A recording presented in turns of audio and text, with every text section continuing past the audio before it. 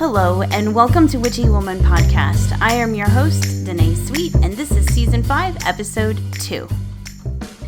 Hello, witches, and welcome back to Witchy Woman Podcast. Today, I'm joined by the incredible Michelle Dovey. Michelle is an artist, best-selling author, and creator of the Naked Man Oracle. After dismantling her own shame through the radical act of drawing 100 naked men, she now helps women reclaim aliveness, creativity, and authentic power. Her work blends art, humor, and psychology to speak conversations that break taboos, challenge perfectionism, and inspire courage. She has been featured internationally and is known for creating safe, transformative spaces where audiences laugh, cry, and leave forever changed. Today, we talk about how her artistic talents merged with the spiritual and intuitive realm, how releasing shame can be a magical experience, and how her new oracle deck can assist you in your own magical transformation. So grab your tea, light a candle, and let's get into this conversation. I have so many questions, but I'll refrain right away. You go for it. Okay, well, I wanted first to kind of just introduce yourself. Where can people find you online? Are you on social media? Where can people connect to you? And where can I guess like your website, social media, or and kind of like I was looking at your site and kind of watching your podcasts and stuff. But explain like how you went from to became an artist. I'd love to know how that happened, and then how it evolved into drawing naked men. Okay, 100%. Okay, well, I've been an artist always. Like I went to art school. I knew that's what I wanted to do as soon as I figured it out. I did a master's in New York, and I've been a painter. And I had an early love of figurative drawing. I discovered Michelangelo when I was 14, and I absolutely adored copying him.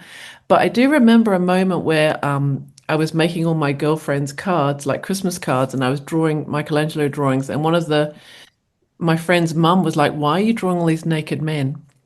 And I was like, "Oh, I didn't even realize I was drawing naked men."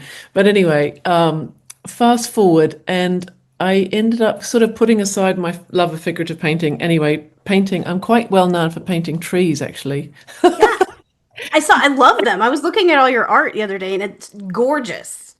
Love it. Thank you.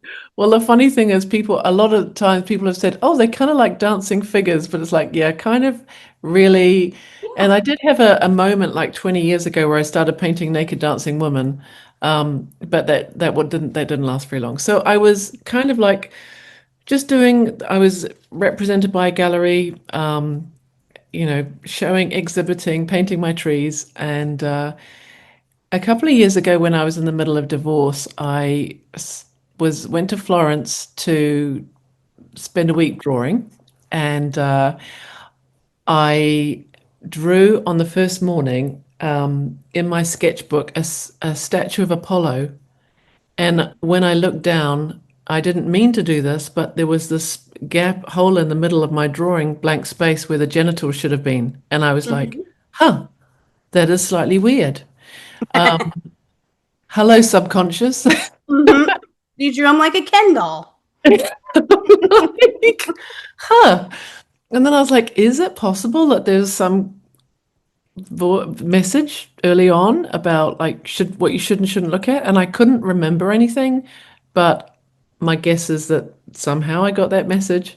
And anyway, I thought I would do an experiment the next day, and so I thought I'm going to go down to the square where Michelangelo's got his great big statue of David, which is like 5 meters high. I'm going to stay in the square all afternoon. I'm going to draw David's genitals. I'm going to see what happens.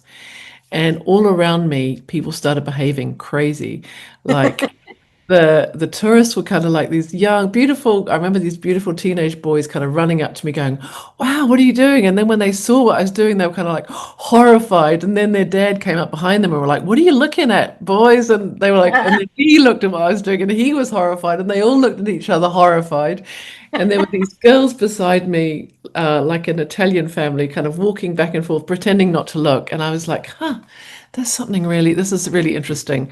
And also I did find it like I did think, gosh, I don't know if I've ever actually really drawn this part of the body. Uh-huh. I So understand that. It's provocative. it's provocative. And I've actually, even when I was drawing some of the naked men, one of them was at RISD in the 70s, I think he said he was. And he remembers people just leaving gaps in their drawing. So it's like, okay, this happened. This is a Yeah. thing. It's You like know, just genital erasure. genital erasure.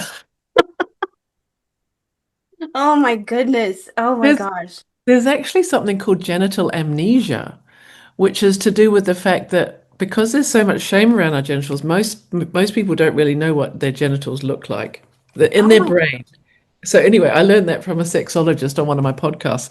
But oh my. anyway, I decided to draw 100 men just for myself. Mhm. And then I had a crazy idea about doing it in a year. And I thought, how would I do that? And I thought, well, if Yeah. I want to do it in a year, I'm going to have to write it up as an art project and tell everybody and see what happens. And that's I what I love did. that. I So, love that. So, before you did all of this, before the Oracle card journey, have you yeah. ever used Oracle cards or tarot or anything like that before?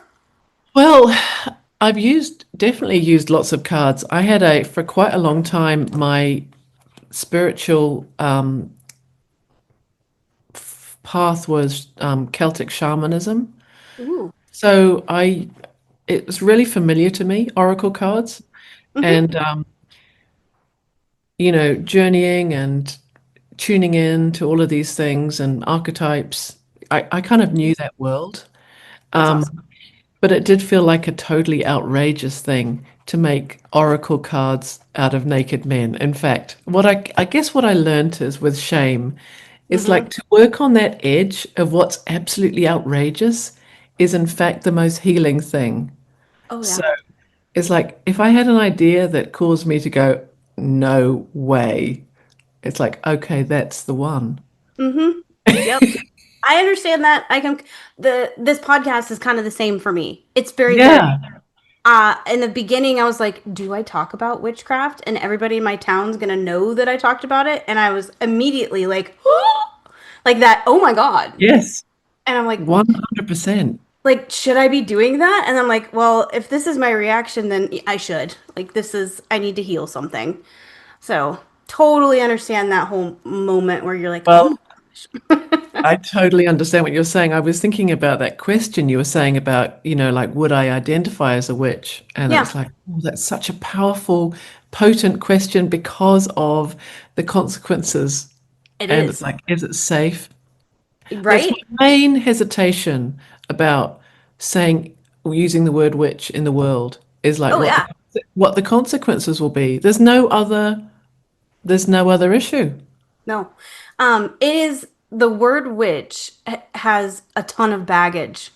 Just, you know, anthropologically, it comes with baggage no matter how you look at it.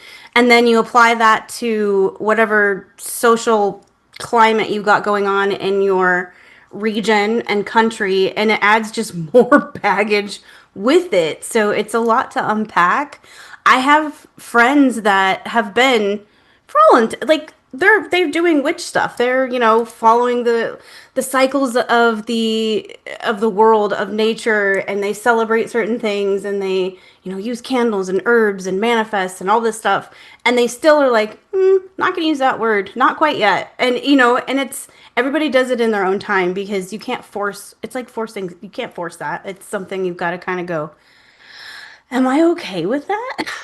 And some Yes. places it's not safe. It's Yeah. becoming not safe here in the US. I think when I realized that question, like would I do I identify with a witch? And it's like, is it safe? And it's like, well, that's what I ended up working out with the Naked Man project. Like creating the safe container, consent, being really clear about what was happening. That Hmm. was so key to having and it's like creativity needs a kind of safe. You need to It feel does. safe. You need to feel safe doing it and that like there's not going to be consequences because that's Yes. otherwise you just can't really surrender to the No. You have to have a safe space to be vulnerable. Otherwise, it feels like not consent. It feels yeah. not consensual if you don't feel safe. Yeah, yeah, yeah. So I get it. I get it. Yep. I have to know how you picked the 44.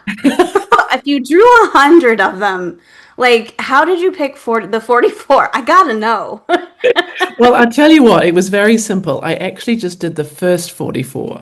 So Okay. when I made this earlier on this year, in fact, there was only 44 drawings. So I Okay. decided to do 44. Um, and a couple of the drawings were actually not every drawing that I did was wonderful. So there is a couple of there's two repeats. Hmm. But yeah. It was the first Okay. 44, first 44 drawings. I was sitting here last night. I'm drinking my like good nighttime tea, and I'm like, if I drew 100 men, how would I object like nicely pick 44 without like making them feel bad that they didn't get picked? Like I'm like all these things were going on my head. I'm like, how? Because I'm a habitual like people pleaser, so I'm like, how would I do that if I had to pick Well, 44? well, you know what? I did have a little bit of a thing that I had going on, which was I got so excited about making this that I didn't ask the men. Well, I didn't say to them, this is what I'm doing. They always Hmm. knew I wanted to have an exhibition, that there would be a catalogue. Yeah. But I never said that I was going to be, it was just, it was a rush of an idea and adrenaline, and I actually Hmm. made that very quickly. And then someone said to me, "Oh, do the guys know?" Oh yeah. And I was like, "Oh, heck." So then I had to go, "Okay, I'm really sorry. I really messed up there." Huh? Um, because I really had been really taking seriously the whole consent piece. Right. So I messaged them all to say, I'm so sorry. I've actually done this thing, and and this is your card. And That is so cool. Okay, and if I did this, if I was one of the men, I would want like a big print of my naked ass body as a like I'd be like I did that. well, and some of them were like, "This is so awesome. This is like the best day," and brought one immediately. But a couple of were like, that's not okay with me." And I'm like, "I'm so sorry." And Uh-huh. I'm an edit. We can edit it, and because there's going to be a reprint, and so they're not, so the second edition will be slightly different. But I think there was really only one person that was really upset, and the other person said, well, actually, one other person out of 44 guys, one was Hmm. really upset, and one said, for him, he's like, if you're going to make money off it, I think you should have paid us. But Oh. yeah, so you Yeah. know, those were the objections. And those yeah, those what I would expect if like those kinds of objections every Yeah, from but someone out of that many men. It's just surprising that that many were like, "Cool, man, whatever." cool. Well, also they don't have a lot of them don't have their faces Okay. That because helps. they wanted to be anonymous, and they are anonymous. So there's no Yeah. names, and Oh, that's cool. That is so cool. When you were creating these, like when you're yeah, drawing them, so like when I do creative projects, I am not a famous painter. I just paint because it's fun. yeah. And but when I paint or when I write, I have like a special candle that I light, and I have to have like this music, and depending what I'm doing, I need to have a process, a ritual to get in that mindset. Did you have anything like that? Well, I do have daily practices I do every Yeah. day. Oh, So cool. just to get into the headspace of the day. Right. Uh, So I always do some meditations and some writing. And Right. actually, it's not what you would necessarily consider possibly like a spiritual act, Right. but I always go for a bike ride because it's amazing. Hmm. I don't know, just being out in nature is like sanity bike ride for me. Plus, it's just that it gives me a bit of a pause to tune in. I understand that. Like I call it grounding. Like I go on a grounding walk, especially if I just cannot, because I have like I don't know if you've noticed, but I have intense ADHD, like really bad, and I'm unmedicated. So I I use didn't notice. I use nature for that. I just have Yeah. to like go outside, do my little walk, or if it's too yucky outside, I'll sit outside just for as long as I can handle it, and then I come back in. So I totally get that. I think nature is one of the best ways to stay sane. Like Yeah, it yeah. really. Totally, totally. And I always, I don't know how you are, but with creative ideas, sometimes I feel like I have to just sort of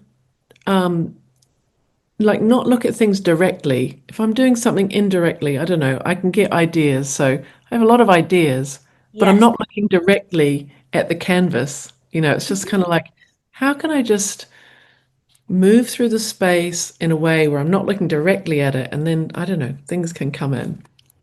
Things in the peripheral. Like if Things you in the look at it, peripheral. it just sometimes I think that's the good stuff. The Yeah. things that you see or feel or think about in the peripheral. And with my brain, it's the same way. I can be having a conversation with my husband about the dog's dog food. And then all of a sudden, I'm like, because I have all these thoughts always because ADHD, and I'll have like a thought about something like really creative that I want to do, like with the house or in a painting or something. And I immediately, like, I am one of those people who have 1 million notes on my phone. And I have to like Oh yeah. immediately, I'm like, I'm stop what so we're pleased to meet you. Me too. I'll have to tell him like, oh my gosh, pause for a second, and I'm like, I'm like writing this out really quick, or I will forget. But those are the best ideas I find. Like they have such. I don't know if my brain is like when I'm busy talking to somebody or doing a mundane task like the dishes. I get Oh, such great ideas doing the dishes. It's just me too. your subconscious comes forward and is like, wait, this would be way more fun. I'd never really understood if I had, when I was, when we were growing up, it never, the ADHD word wasn't around, but I just Yeah. always know that I've had creative brain. It's like, well, Yeah. creative brain for me is like thoughts coming in. Yeah, I have the same thing when I'm driving. It's like I'm Oh driving my and I'm gosh. like, oh my gosh. Yes. Yes, driving especially and there's a sciencey reason. So I'm also a hypnotherapist. I do clinical hypnotherapy. So Yeah, like when you're driving and especially if it's a route like every day from work or to the grocery store, a lot of times that you'll forget. You're like, how the hell did I just get home? yeah, Or oh my gosh, the same brain waves, the same type of brain waves that you create that happens in your brain during hypnotherapy happens during that little space. So your brain is like, I'm gonna rest and recalibrate, and then oh my gosh, all this wonderful creative stuff comes out, and I find it like fascinating how the creative brain works. Like especially my husband is neurotypical, like he is left brain math math math. I don't math. You know what I mean? He's yeah, yeah. very like things are black and white, and I am just chaos compared to that. Like so like having a neurospicy brain, I think just lends itself to being creative. It's how we express and connect to the world. And I would not change the way my brain, it's hard sometimes, but I love the way it works. Yeah, I'm with you. I'm with Yeah. you. As long as we get our nature walks and nature cycles. Yes. I It know what you're saying. I know what you're saying. it works. Okay. I have to like go back and I have all these questions, but I cannot read with these glasses. I have to take them off because I have reached that age. What else did I want? I wanted to know I was reading about you call it a permission portal. Yeah. Can we unpack that? Like what does that mean to you about your Oracle deck? Okay. What that means to me, I think on my journey from, like as a recovering good girl Mm-hmm. into more like the liberated free version of myself. Step one for me that I found really useful was like rebel. Mm-hmm. The I kind rebel archetype kind of gave me some energy to kind of go, not anymore. I love Not that. today. I like that. And then the second, like second base was Mm-hmm. permission. Okay. So it was kind of important for me in the learning about of shame, like all the parts of ourselves that basically got shamed. Okay. So, for example, the cards are called things like sensual feast, hot mess, holy tease, Oh, I love that. desire sorceress, the velvet reveal, kiss of the unkempt, rebel caress, divine rascal, pleasure sovereign, royal rebel. So there's also ones like tender provocation. There's one that's I don't know, something about magnificence. Mm-hmm. One called Boundary Queen, Glorious Becoming. They're kind of threshold siren. They're like giving ourselves permission to be all of the things that for me got Mm-hmm. kind of messages to be shut down. So that's what those were the archetypes that I was inspired by. I love that. I love that. So for me, like I was trying to figure out like how I would use the deck, and I Yeah. would 100% use this for my own like shadow work. Like picking apart that stuff for me. And I use like my therapist is 100% not a witchy person, but I use tarot, and Yep. then I will journal about it, and then like the days I have therapy I'll be like, okay, so this came up today, and but I would Yeah. use it in that manner for myself. I think Yeah. I think I would draw the cards, journal about them, and then go to therapy. Help me unpack this. I think it would be an amazing tool for that. So Oh, I can't wait for that for you. I mean, I have I have tried doing more complicated spreads, but mhm, what seems to work really well for me is to just take one card. No, one, it's to kind of work in the same way that I used to work in a shamanic way. It's like mhm. you need a question. So I Yeah. think of a question which is to do with, I mean, I don't know if you want to do a reading. Ooh, do one, yeah, if you don't mind. Of course, of course. It's just a really good way to say show. So it's like, can you think of it works really well if you have if you have a question, I have a like question. something. So you don't have to say it out loud necessarily, and you can if you want to, but Mhm. um a question about something that's really going on in your life right now. And the card that we're going to draw is the aspect of you that's going to be an ally in this situation. So it's Okay, kind of like I get something it. something Okay, that's I have a going on. question.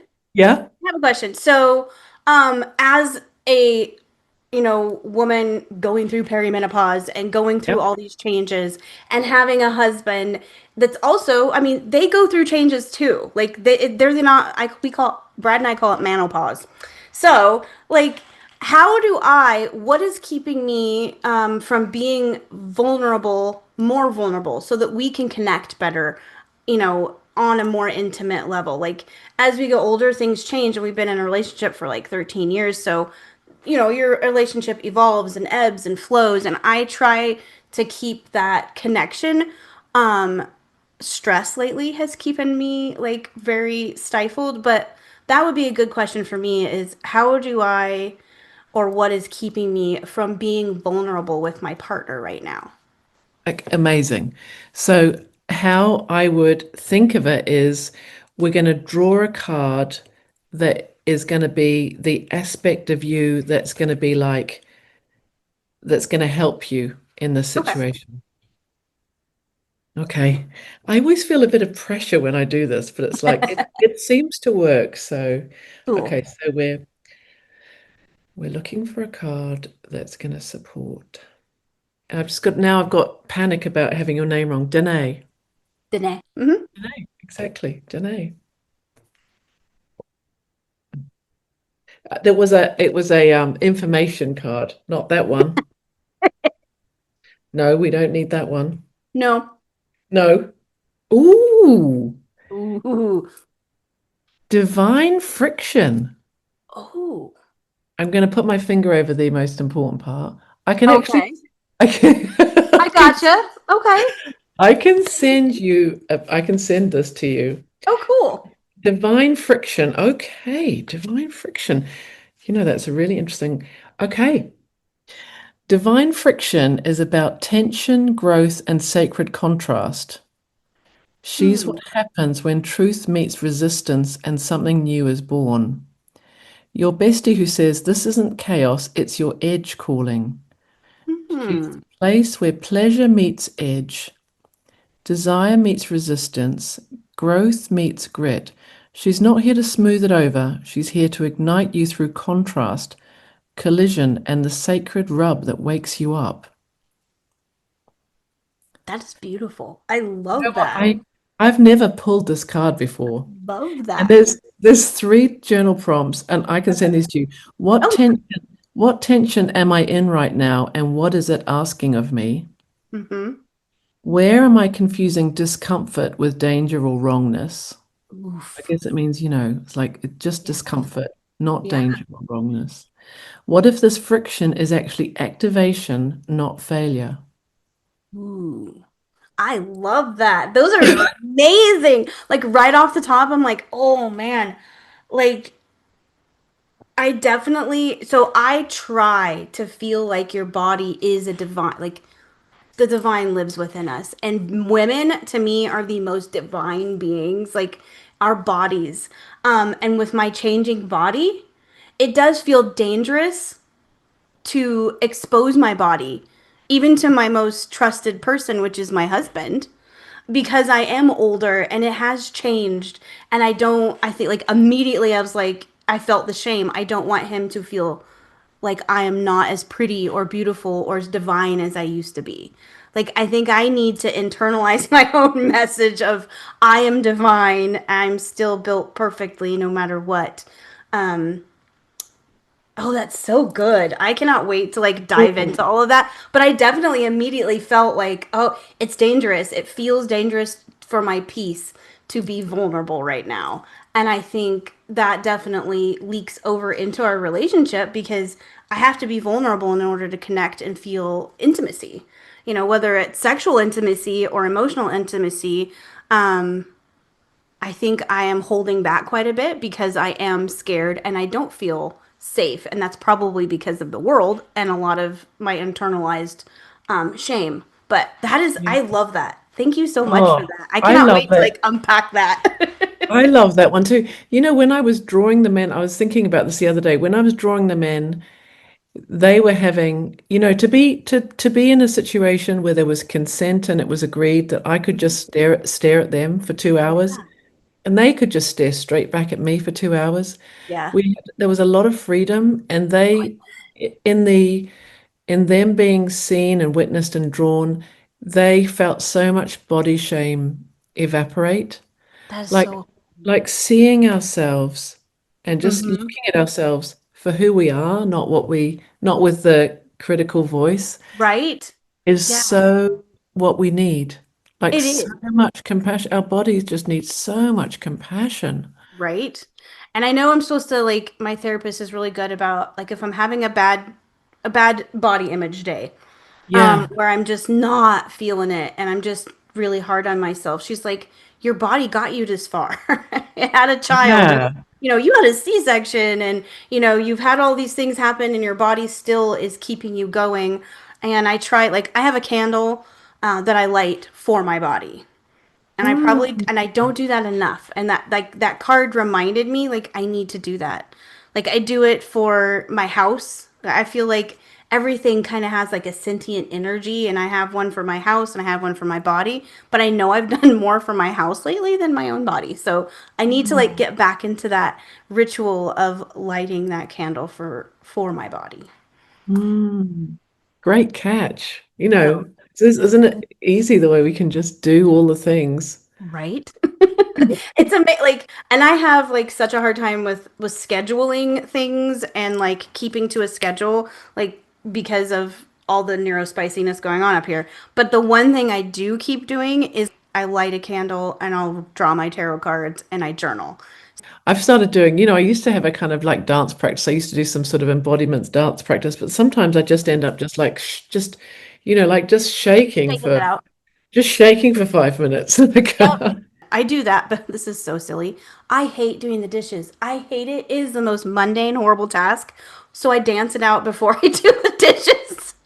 Wow, that's brilliant. And it helps. That's It so helps. inspired. Yeah, it like, I don't know. It's like get some energy out of my body and I get to like raise my vibration a little bit. And I'm like, okay, now I can clean the dang dishes. I know what you mean. I know. I have a little bit of a rebel in me, and because my kids aren't here at the moment, well, because of I suppose I'm having a bit of an empty nest. So Hmm. I only do the dishes when I really want to, and I just let them pile up. Oh It's yeah, like that a little bit that like being a teenager. I'm like, yep. yeah, I'm gonna That was wait my till I that was my situation yesterday. Like yeah, awesome. yes. So, oh, I know what I was going to ask. If the Naked Man had a soundtrack, Oh, I what are love a that. couple of the songs that you would think that would be on it?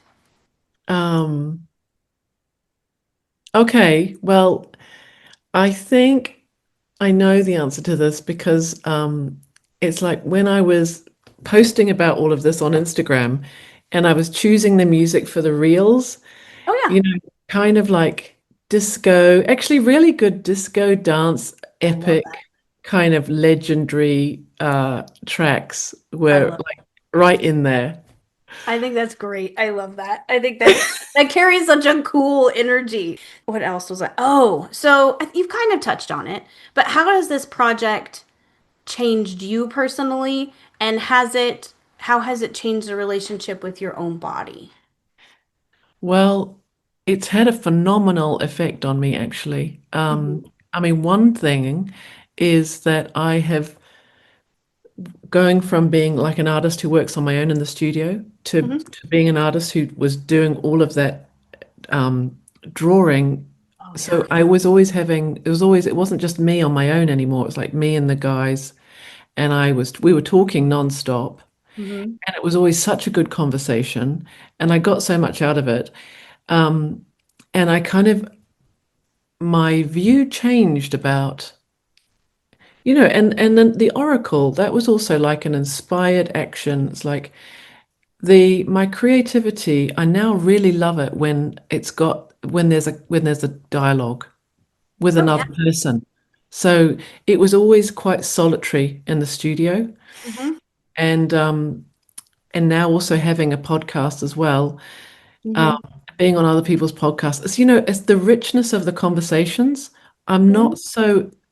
It's like I'm so drawn in that direction, and I would really love to. I'm creating a program to use the kind of steps that I've used, like the rebel step, the permission step, Ooh. the practice step. I got to do a bunch of practice on asking my yes, my no, my asks and my desires in the laboratory of the Naked Man project.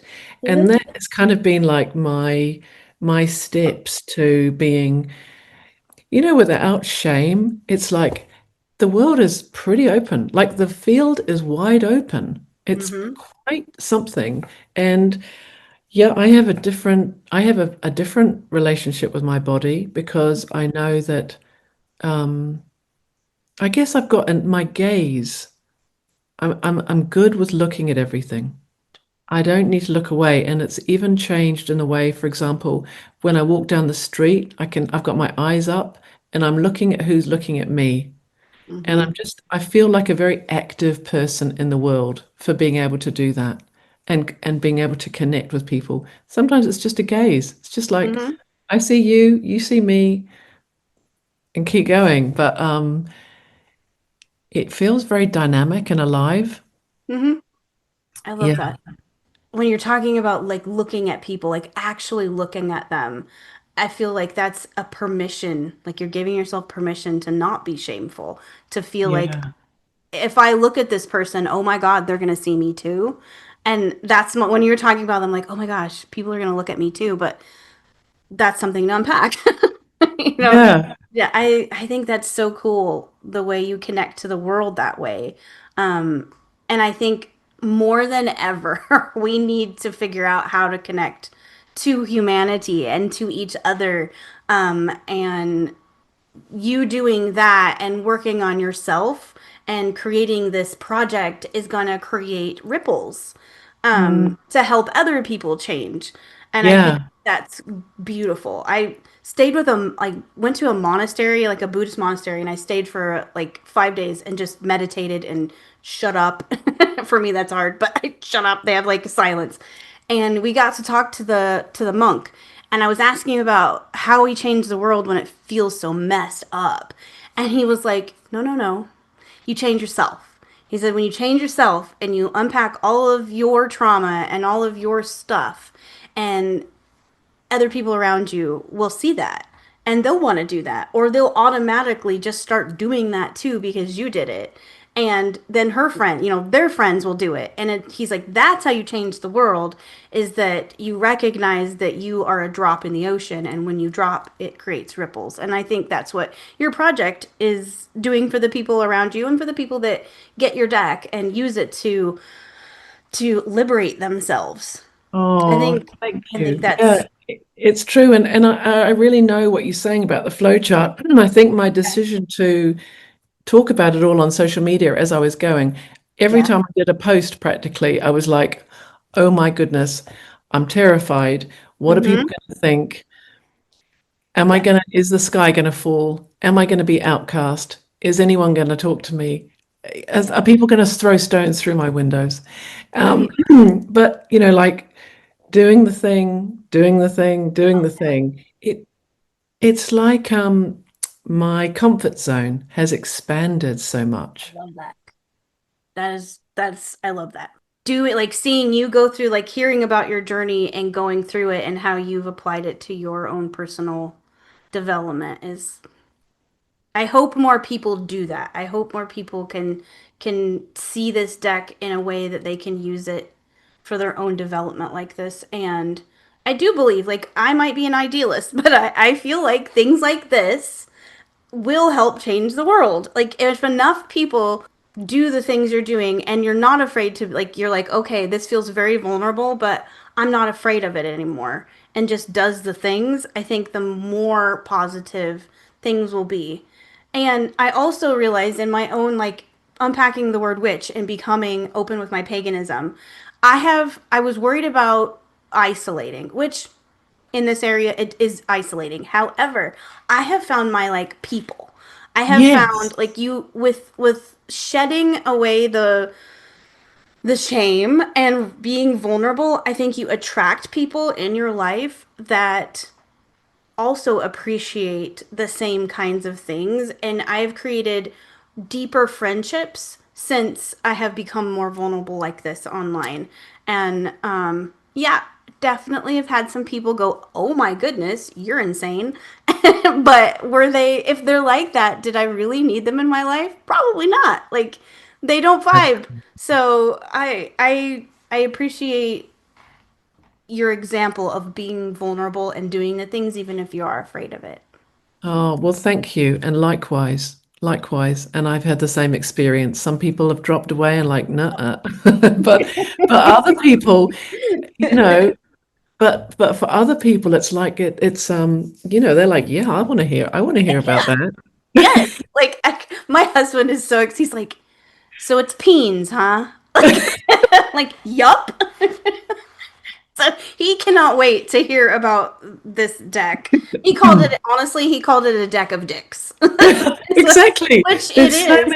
There's Yeah. so many good it's like that's what someone was saying to me. It's like a prick pack, deck of dicks. It's Yes, all the things. It's all the exactly. things. Exactly.